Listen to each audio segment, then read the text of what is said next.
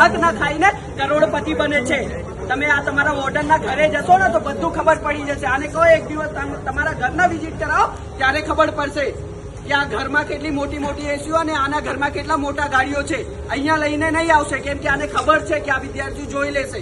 તમે તમારા હક માટે લડો અને તમે બધા ભેગા રહો। તમે લાગશે ને કે આના એક છોકરાના વોશરૂમમાં એવું છે અને એક છોકરાને રૂમમાં એવું છે ને તમે બધા રૂમ વાળા મળીને અવાજ ઉઠાવો। નહીં તો તમે તમારા પોતા માટે નહીં ઉઠાવશો તો તમારી સાથે કોઈ નહીં આવશે। કોઈ નહીં આવશે એટલે કોઈ નહીં આવશે। એકને તકલીફ પડે તમે બધા ભેગા મળીને જાઓ।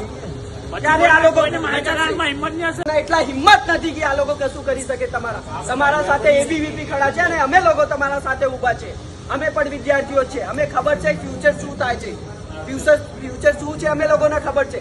કશું નહીં કરી શકે। આ લોકોના એટલા હિંમત નથી, આ લોકોના અંદર એટલા હિંમત નથી કે આ લોકો કશું કરી શકે। આ લોકોને ખબર છે કે હું ખોટા છું, હું કરોડો રૂપિયા વિદ્યાર્થીને દબાવું છું। તો આ લોકો ત્યારે તમારા માટે જયારે તમે કોઈ મેસેજ કરશે તમે ઉભા રહેશો ને ત્યારે તમે મેસેજ કરશો તો તમારા માટે 100 લોકો ઉભા રહેશે। આજે મને ખબર છે કે હું એબીવીપી ના કાર્યકર્તા છું અને મારા માટે એબીવીપી છે। હું એક મેસેજ કરીશ રાતના 11 વાગે 12 વાગે 1 વાગે મને ઘરના પ્રોબ્લેમ પડશે ને હું ગ્રુપમાં મેસેજ કરીશ। મારા ઘરે 50 લોકો પહોંચી જશે, મારા ભાઈ બંધ। વિજય ઘર પછી રહેશે, કહી દો ઘરમાં મોજ પછી કરશો તમે, અહીંયા આવવા જ પડશે। તમે નહીં સોલ્વ કરશે તો અહીંયા ખુરશી પર નહીં બેસવાના, ઘરે જઈને મોજ કરવાનો। ઘરે જઈને મોજ કરવાનો, અહીંયા આવીને વિદ્યાર્થીઓના ભવિષ્ય સાથે ખેલવાડ નહીં કરવાના। એને ખબર નહીં પડી તમારા લોકોની બધાની એક્ઝામ ચાલે, કોઈ થતો નહીં આવતો। એવો કેવો બોર્ડ તમારી એને ફિકર માટે એને બેસાડ્યો છે ગવર્મેન્ટ અહીંયા, એના માટે તમને નહીં બેસાડ્યો છે। તમે લોકો વિચારજો કે કોના માટે છે, અમે લોકો તમારા માટે અહીંયા લડવા આવ્યા છે। તમારા સાહેબ નોરા છે, આ વિદ્યાર્થીઓ નોરા નથી।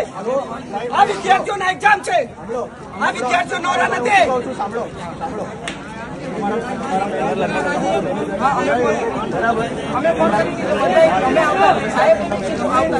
આવતા છે કેટલા વારમાં આવશે, કેટલા વારમાં આવશે? આવતા છે આ વિદ્યાર્થીઓ નોરા છે, આવતા છે ક્યારથી કરો છો? આવતા છે, આને કહો આવે નહીં તો ઓફિસમાં નહીં ઘૂસવા દઈશ।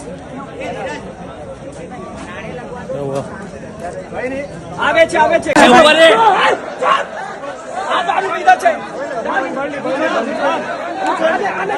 આને મૂકો પેલા જઈને, આને જેલમાં મૂકો।